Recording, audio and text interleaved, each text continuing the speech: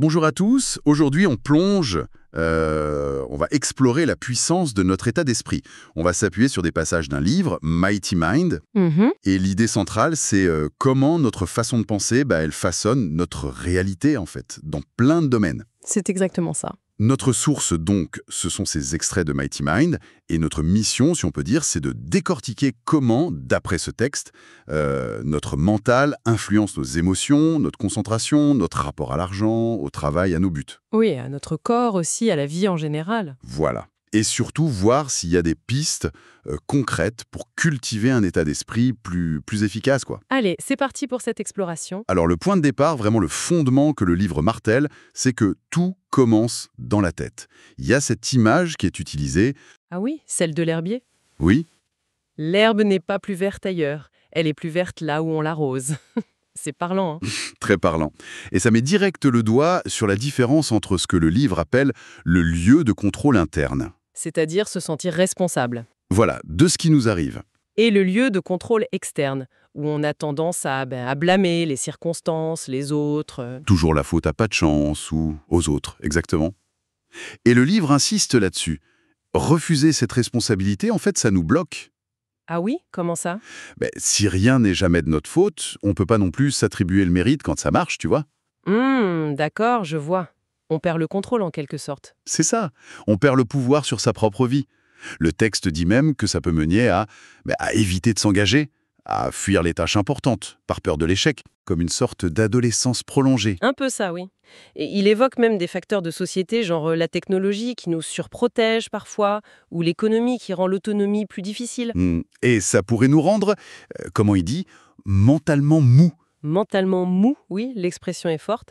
C'est un risque potentiel selon le texte. Et la solution proposée face à ça, c'est quoi? C'est assez direct en fait. C'est accepter que le résultat sera pas toujours parfait. Accepter l'imperfection. Et surtout être prêt à reconnaître ses erreurs quand on en fait. Le livre le dit cash. C'est ça, être adulte. D'accord.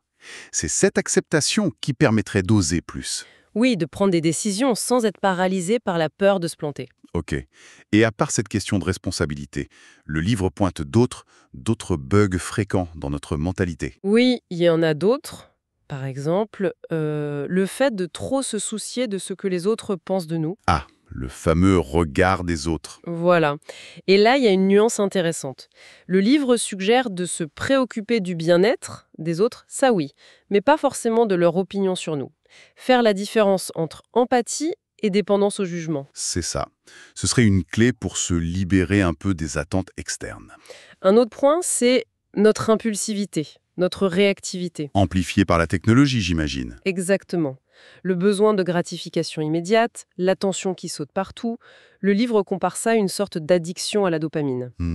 Et ça, ça nous détourne de ce qui est important sur le long terme, de notre concentration. Et quelle solution est mise en avant pour contrer ça? La méditation est citée comme un outil vraiment puissant pour reprendre le contrôle, améliorer la discipline, la concentration. D'accord. Et puis, il y a la question de la fatigue, de la paresse, souvent liée au stress de la vie moderne, hein. Les transports, la pression au travail, la malbouffe. Notre énergie mentale qui s'épuise. Voilà. Le livre la voit comme une ressource limitée, une batterie. Donc, la solution, ce serait de trouver comment la recharger. Simplifier ce qui nous pompe de l'énergie. Oui, pour créer de l'espace, pour pouvoir être proactif au lieu d'être juste réactif, quoi. Intéressant ce lien énergie mentale-action. Parlons un peu des émotions. Le livre dit que les maîtriser, c'est une sorte de super pouvoir. C'est un peu l'idée, oui. Le texte présente ça comme fondamental. Pour la force physique même, pour la concentration, la créativité, et aussi pour les compétences sociales, le charisme. La force physique, comment ça? Il parle de la force hystérique. Tu sais, ces histoires incroyables de mères qui soulèvent des voitures pour sauver leur enfant. Ah oui, on a tous entendu ça. L'explication avancée tourne autour des hormones, l'adrénaline, le cortisol, et du fait qu'en temps normal, on n'utilise qu'une petite partie de nos fibres musculaires. Et le livre dit que crier, ça aide. Apparemment, ça boosterait l'adrénaline, et donc la force. C'est ce qui est mentionné. Le cri primal pour devenir plus fort. Et à l'opposé de cette fureur, il y a le fameux état de flux, le flow state. Exactement. L'état de calme hyper concentré, où tu es tellement dedans que le temps semble ralentir ou s'accélérer. On peut le vivre en faisant du sport, de la musique. Oui, ou même en rattrapant un objet qui tombe au ralenti, dans une conversation passionnante, en écrivant.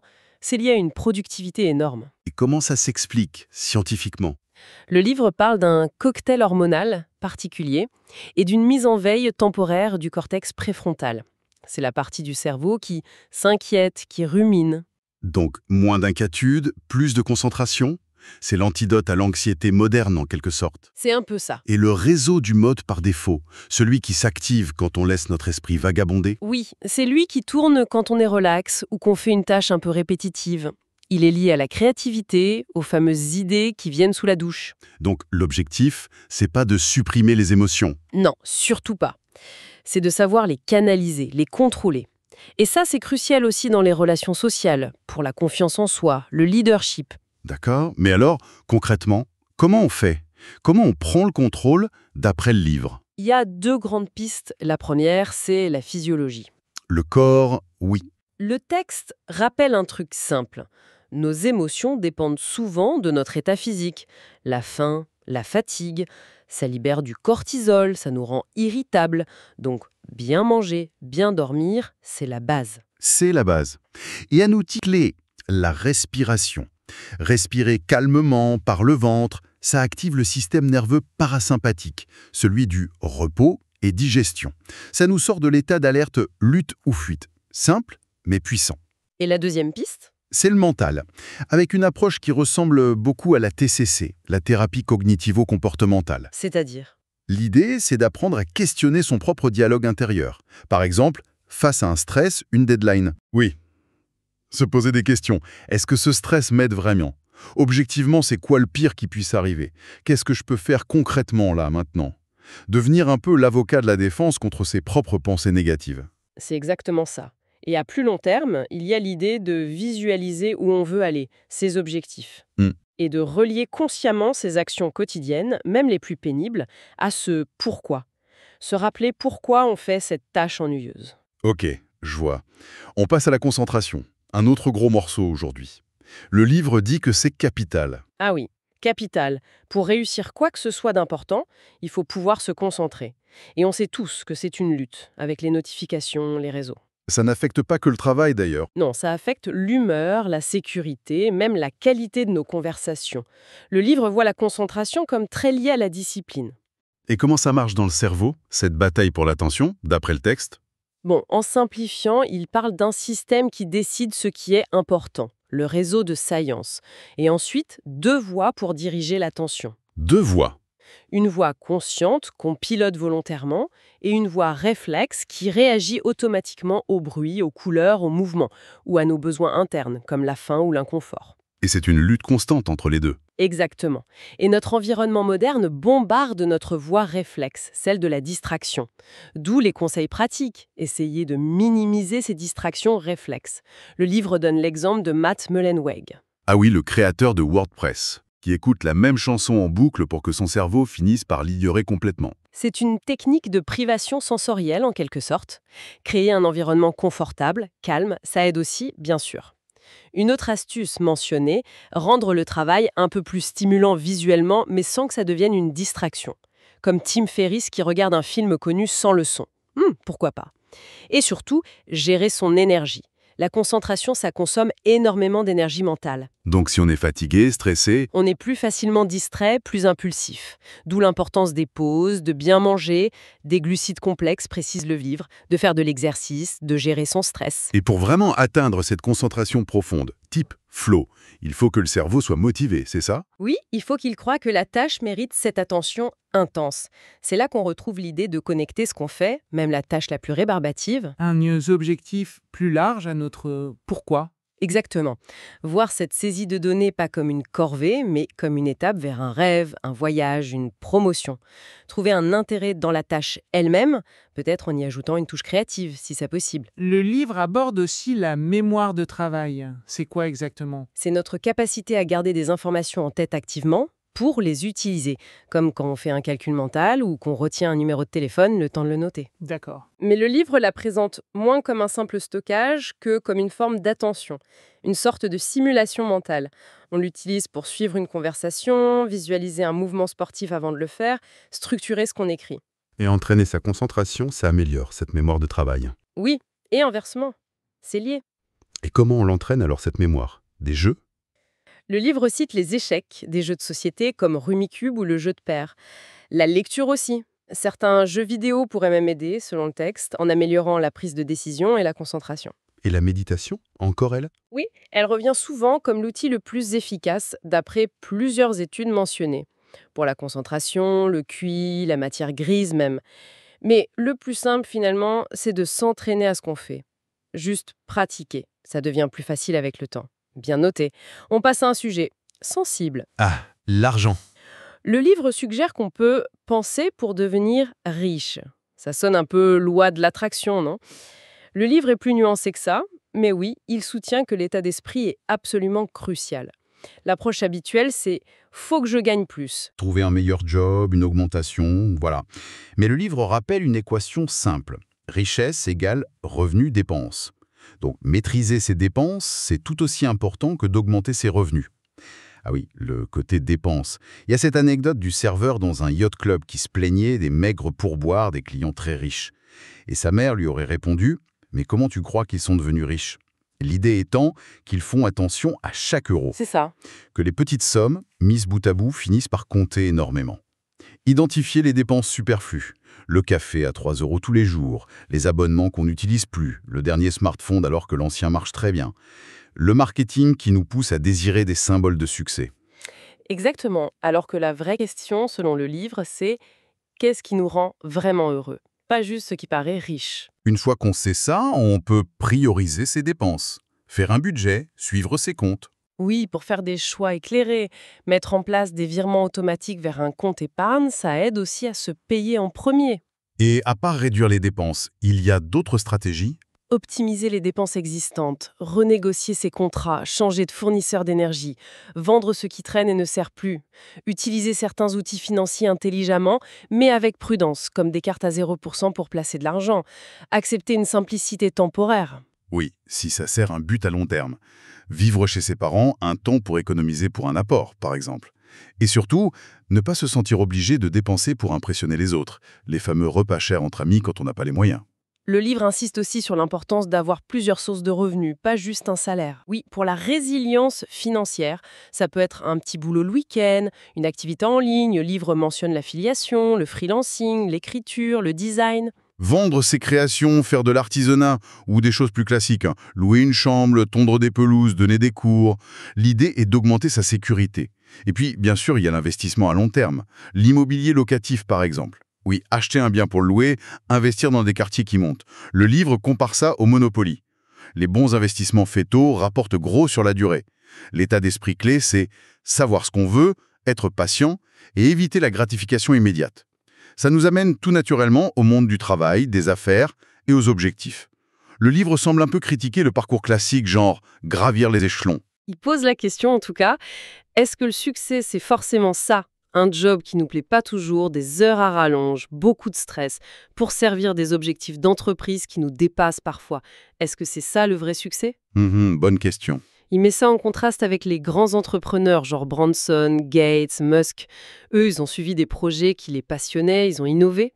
Donc la stratégie proposée serait de... Séparer un peu les choses? Oui, séparer revenus et richesse peut-être, mais aussi statut professionnel et fierté personnelle.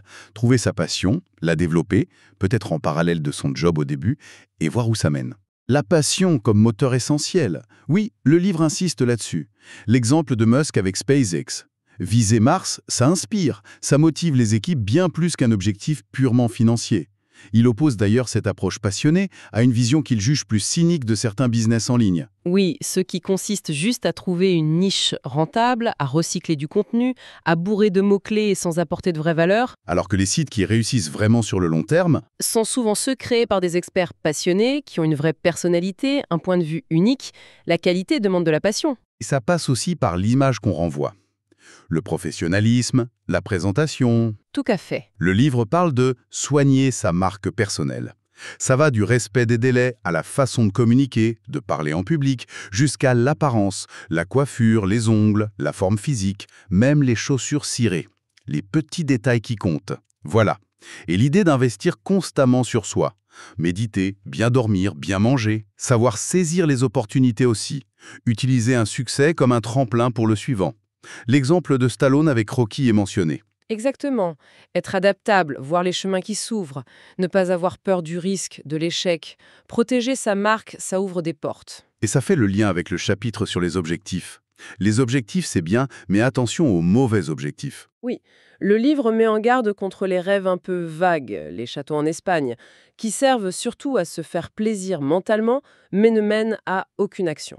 Visualiser sans agir pourrait même être contre-productif. Il cite une étude qui suggère que parler de ses objectifs réduirait la motivation à les atteindre.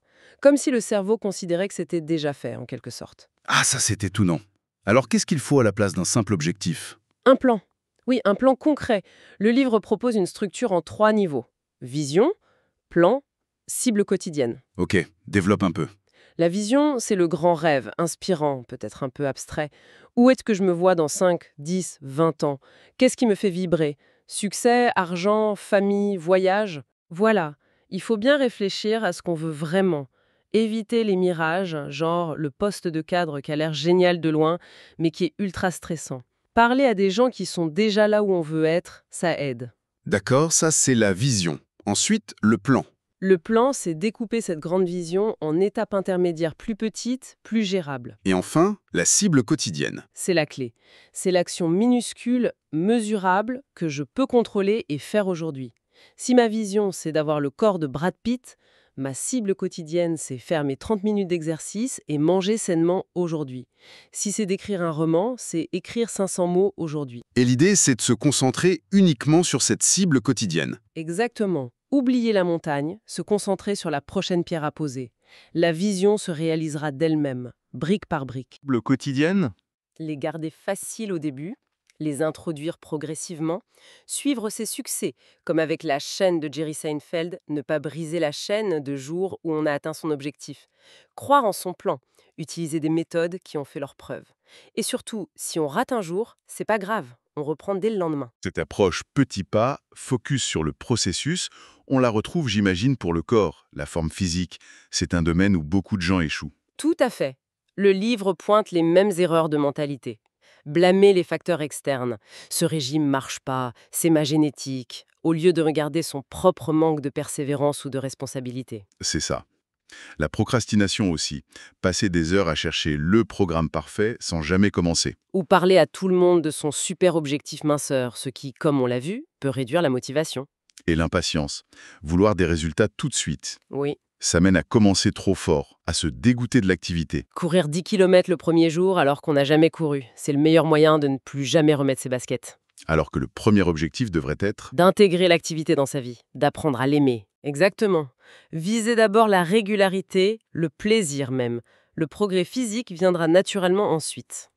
Et pour le régime, le conseil c'est « keep it simple, stupide Oui, la voie du milieu. Moins de glucides transformés, manger un peu moins globalement, ne pas avoir peur d'avoir un peu faim parfois. Intégrer ça à sa routine sans tout bouleverser.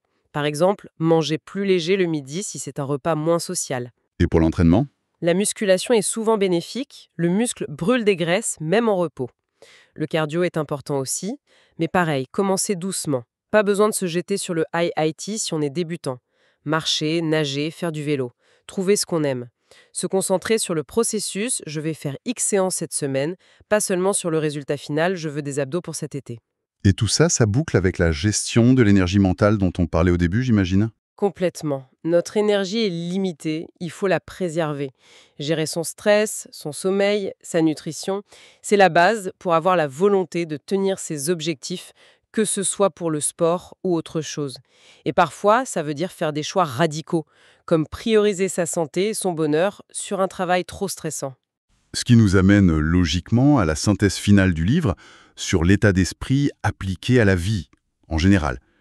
Ce sentiment que la vie devrait offrir plus, la fatigue, le stress. Ça viendrait encore de notre façon de voir les choses. C'est vraiment la thèse centrale du livre. Si on a ce sentiment, si on se compare aux autres, si on blâme les circonstances, le problème vient peut-être d'abord de notre état d'esprit. Peut-être que notre vie est déjà incroyable, mais qu'on ne la voit pas comme ça. Il faut réévaluer ses priorités. Oui. Est-ce que notre routine quotidienne reflète vraiment ce qu'on dit être important pour nous? La famille, la santé, nos rêves. Souvent, le travail prend toute la place. Par peur des dettes, de la solitude, ou par conditionnement, les attentes de la société, le consumérisme. Le livre suggère de renverser la perspective.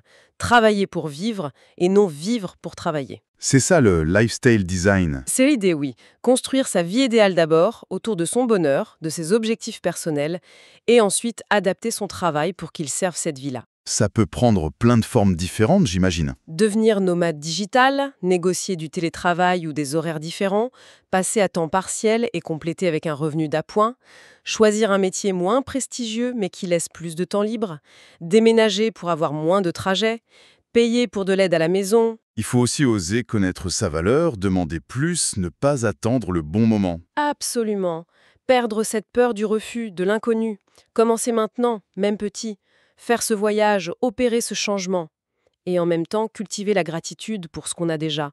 Apprécier le présent, les petites choses. C'est un cercle vertueux, en fait. Oui, l'état d'esprit affecte la vie, mais la vie affecte aussi l'état d'esprit. Améliorer son énergie, mieux dormir, prendre le soleil, des vitamines, méditer, avoir des passions, bien s'entourer, ça donne le carburant pour changer son état d'esprit. Et on peut commencer petit. Prendre des compléments alimentaires peut mener à vouloir une maison plus rangée, ce qui peut mener à remettre en question son équilibre vie pro-vie perso. Ok, donc si on devait résumer cette plongée dans les idées de Mighty Mind, le message vraiment central, c'est que notre état d'esprit, c'est le point de départ. Le levier numéro 1 pour changer les choses, dans tous les domaines. C'est ça, exactement. Et pour finir, peut-être une petite phrase du livre qui fait cogiter. Ah oui? En fin de compte, on vaut ce que l'on pense valoir. Si l'on fixe un prix trop bas sur sa tête, on peut travailler incroyablement dur sans récompense. Ça interroge directement la valeur qu'on s'accorde à soi-même. Oui, ou on pourrait aussi relier ça au lifestyle design. Est-ce que nos actions d'aujourd'hui construisent vraiment la vie qu'on rêve d'avoir, ou est-ce qu'on est juste coincé dans de vieilles idées sur ce que signifie réussir, sur ce que doit être le travail? Ça laisse matière à réflexion, hein.